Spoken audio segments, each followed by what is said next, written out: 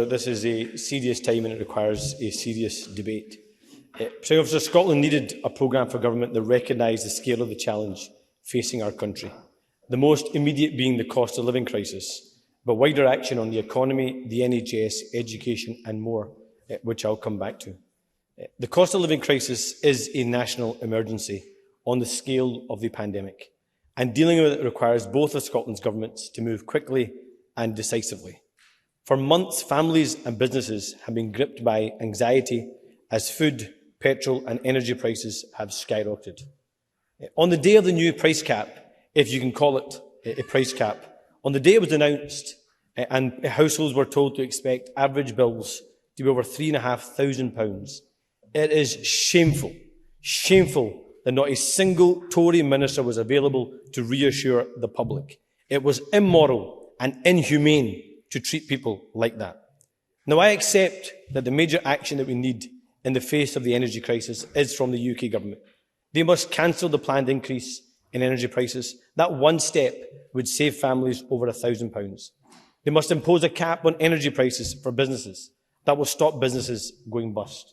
And they must impose a genuine and enhanced windfall tax on energy companies who are making record profits.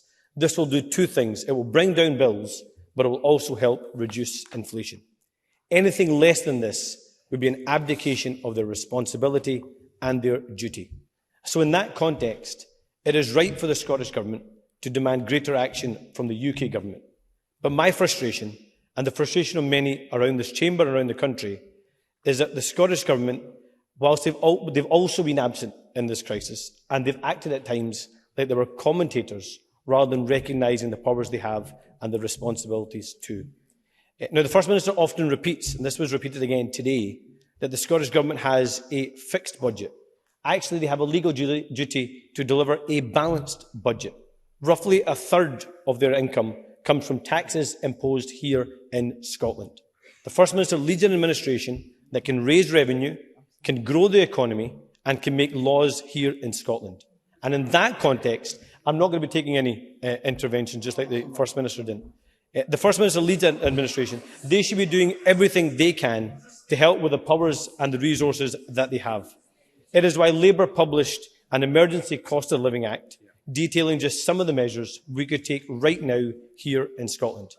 And as I said on the day we published our plans, I don't care about who claims credit for any changes that are implemented. I'm more interested in families getting the support they need right now. So in that spirit, I want to welcome the change of heart from the SNP and the Greens when it comes to rent freezes. This is a practical measure. This is a practical measure that will support many people who need help now. And I'm glad that months of campaigning from my colleague Mercedes Villalba and the Living Rent campaign has paid off. But we have come a long way in just a few months. In June, John Swinney stuck to the can't-do script and said that the Scottish Government don't have the power to impose a rent freeze. Proved wrong. Just a few weeks ago, Patrick Harvie said that our proposals were unworkable. Proved wrong. One SNP MP even said that Mercedes Villalba was naive for even suggesting the measure. Now, it's always welcome when politicians admit they were wrong and commit to do the right thing. I hope we can see more humility from the SNP and the Greens in the coming months. But there is more that this government can do. As I said, this summer, Scottish Labour set out plans for what action they can take right now with the powers they have and within their budget. Have rail fares, cap the cost of bus journeys and an online fuel price tracker. It's worth noting just for a moment on rail fares that what the First Minister actually did in government was increase rail fares earlier this year and now impose a freeze. It's not a freezing of rail fares, it's an increase then a freeze when they could have used their powers to actually have rail fares as well as cap the costs of bus journeys. They can do emergency reforms to debt legislation, increase funding for money advice services and cancel school meal debt. They should be topping up the welfare fund, a water charge rebate and a business hardship fund. This would form the basis of an emergency cost of living act, using the powers and the resources we have in this Parliament to change lives for the better. And for almost a year now, the Labour Party has been demanding action on the cost of living crisis. From the windfall tax to the energy price freeze and a rent freeze, we have been setting the agenda from opposition. Imagine what we could do in government. Now, an often repeated claim by the SNP is that they don't have the money. Well, they can start by not wasting money. For that reason, I welcome the promised emergency budget review, but it must be a real one, because it is clear that we can deliver more for the people of Scotland by focusing on their priorities, especially now when they need help the most. Since 2007, the cost of the Scottish Government has doubled. Record number of ministers, special advisors and spin doctors all helping to lead a campaign, not a government. There's one cut you can make right now and put money in people's pockets instead. In the SNP's 15 years in government, more than £3 billion has been lost to incompetence and waste. 152 million on the failed ferry contract at Ferguson's, 146 million on fixing mistakes in hospital construction at the Edinburgh Sick Kids and the Queen Elizabeth, almost 200 million on the failed industrial interventions, almost 1 billion on agency staff in the NHS because Nicola Sturgeon cut training places while she was Health Secretary, over 1 billion on delayed discharge because our government has not fixed social care. That in itself is worth £1,200 for every household in Scotland. That's the difference you can make if you weren't wasting opportunity and wasting money. But turning to the wider programme for government, we shouldn't forget that the SNP first promised to create a publicly owned, not-for-profit energy company in 2017. That policy was ditched before the pandemic, so no using COVID excuses there. A perfect demonstration of the SNP promising big, making announcements to get the headlines, and then failing to deliver. And today, as an energy crisis hits Scotland, we must make sure that the lofty rhetoric of today doesn't just become another in the long list of policies announced with fanfare and then never, ever delivered.